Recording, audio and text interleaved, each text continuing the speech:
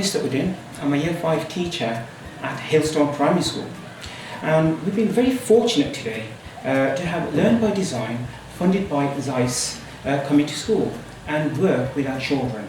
Now the theme is looking at optics, and this company has brought in a huge array of really engaging activities for our children to participate in. We start off by looking at lenses and talking about the application of lenses, and the knowledge of the children straight away was apparent. It's something they've come across, but throughout the day they looked at different scopes and how the application varies from different points and uses.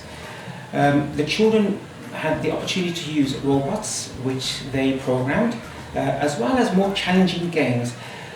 I think in essence it has made them appreciate the sense of sight and just how valuable it is for themselves, and to have an understanding of how the world works with it.